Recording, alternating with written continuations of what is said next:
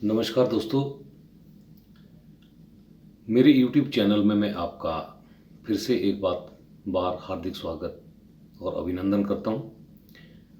जो हमने पहले 2 वीडियो बनाई थी उसमें हमने पहले इंजन के बारे में जानकारी हासिल की कि इंजन कितने प्रकार के होते हैं और कैसे काम करते हैं। उसके बाद हमने गाड़ी में फ्यूल की बचत कैसे की जाती है उसके बारे में सीखा।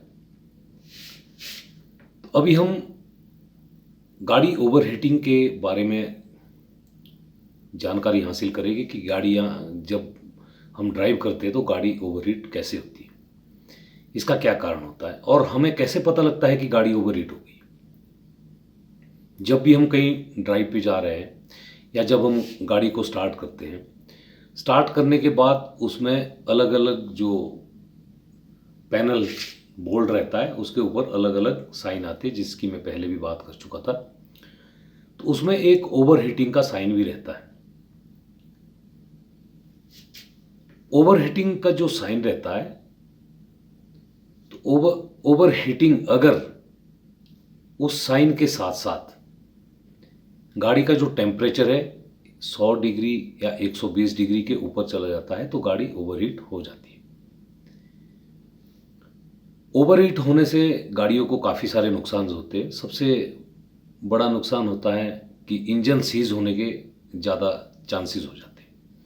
अमूमन आदमी क्या करते हैं, जैसे ही गाड़ी ओवरहीट हो जाती है तो गाड़ी को एकदम स्विच ऑफ कर लेते हैं। ऐसा कभी ना करें, क्योंकि अगर हम गाड़ी को ओवरहीट होने के एकदम बाद गाड़ी को इंजन को ऑफ करते हैं तो उस समय ओवरहीट होने के कारण जो गाड़ी के अंदर जो पिस्टन रहते हैं वो बिल्कुल लाल हो चुके होते हैं, गर्म हो चुके होते हैं।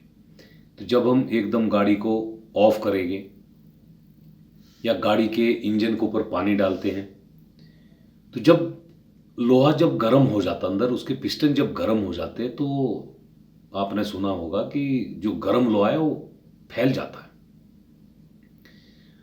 तो लोहा फैलने की वजह से क्या होता है, जो पिस्टन सिलेंडर बोर के अंदर जो पिस्टन रहते हैं तो उसमें जो पिस्टन होता है वो सिलेंडर बोर्ड के साथ मेल्ट हो जाता है, क्योंकि हम एकदम गाड़ी को ऑफ कर देते हैं या गाड़ी के इंजन के ऊपर पानी डाल देंगे। तो उससे क्या हो जाता है, जो पिस्टन गर्म हुए होते हैं वो एकदम जो सिलेंडर बोर है उसके साथ क्या हो जाएंगे, वो मेल्ट हो जाएंगे और दोबारा पिस्टन नीचे ऊपर की अपनी मूवमेंट करना बंद कर देते हैं, जिससे इंजन सीज हो जाता है।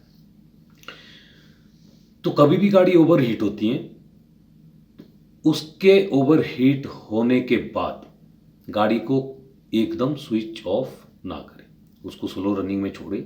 धीरे धीरे जैसे वो अपने नॉर्मल टेम्परेचर में आ जाती है तो नॉर्मल टेम्परेचर में आने के बाद उसके इंजन को ऑफ करें।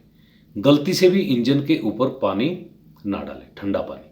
अगर आप गलती से इंजन के ऊपर ठंडा पानी डालते हैं तो उससे इंजन सीज हो जाता है और उसके बाद जब आप दोबारा गाड़ी को स्टार्ट करने की कोशिश करेंगे तो गाड़ी स्टार्ट नहीं होएगी। इसके कुछ एक कारण होते हैं ओवरहीट होने के, या किस प्रकार से हमें इसका बचाव करना चाहिए, तो इसके बारे में हमें जानना बहुत ज़रूरी है ताकि हम अपनी गाड़ी की लाइफ को अच्छे से बढ़ा सके और ज़्यादा समय तक गाड़ी का इस्तेमाल कर सके। सबसे पहले एक कारण रहता है जैसे कूलेंट का कम होना। अगर गाड़ी के अंदर कूलेंट कम रहेगा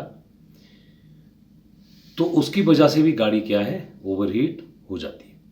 तो हमें इन चीज़ों का हमेशा ध्यान रखना चाहिए कि जब भी हम कहीं ड्राइव पे जाते हैं तो उससे पहले गाड़ी के इन कुछ एक चीज़ों को ज़रूर चेक करें।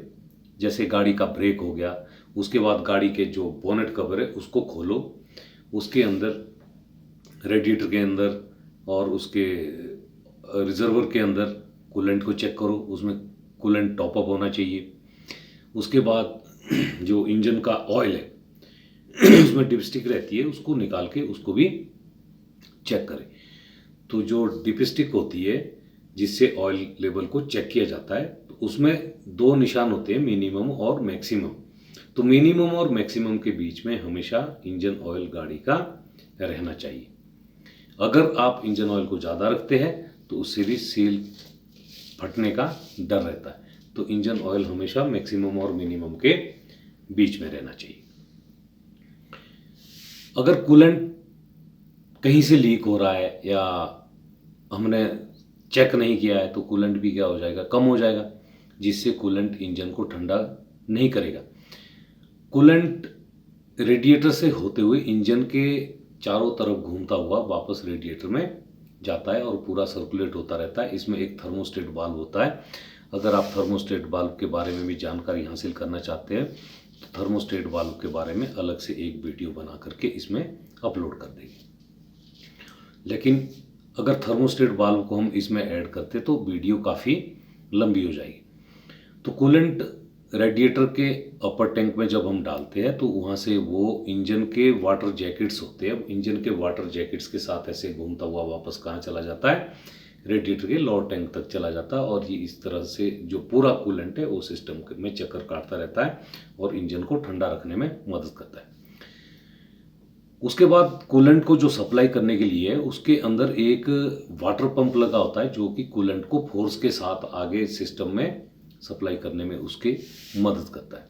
तो अगर वाटर पंप खराब हो जाता है उसकी वजह से भी कूलेंट अपने सही ढंग से सर्कुलेट नहीं कर पाएगा, जिससे इंजन ओवरहीट हो जाता है।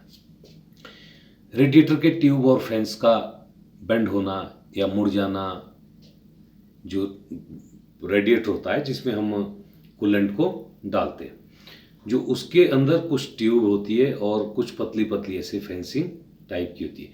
अगर वो किसी कारणवश मुड़ जाती है या कहीं ठोकर लगने के साथ मुड़ जाए या उसकी जो फिन्स है वो बेंड हो जाए तो उससे जो कूलेंट का जो सर्कुलेट हो प्रॉपर नहीं हो पाएगा, वो भी एक गाड़ी ओवरहीट होने का कारण बनता है। दूसरा थर्मोस्टेट वाल्व होता है। थर्मोस्टेट वाल्व अगर किसी कारणवश खराब हो जाता है तो वो बंद रहता है, क्योंकि जैसे जैसे गाड़ी का टेम्परेचर बढ़ता रहता है तो थर्मोस्टेट वाल्व के अंदर वैक्स रहता है, जिससे थर्मोस्टेट वाल्व खुल जाता है और कूलेंट को आने जाने का रास्ता दे देता है। अगर थर्मोस्टेट वाल्व बंद है और वो जाम हो जाता है तो अपने रास्ते को नहीं खोलेगा, जिससे जो कूलेंट है वो वाटर जैकेट्स में इंजन के अंदर जाना बंद हो जाएगा। उससे भी गाड़ी क्या हो जाएगी, ओवरहीट हो जाएगी। या फैन बेल्ट का टूट जाना, गाड़ी के आगे जो फैन बेल्ट रहती है अगर फैन बेल्ट टूट जाती है या लूज हो जाती है तो उससे भी इंजन के ऊपर काफ़ी लोड पड़ जाता है, जिससे गाड़ी ओवरहीट हो जाती है। तो इंजन ऑयल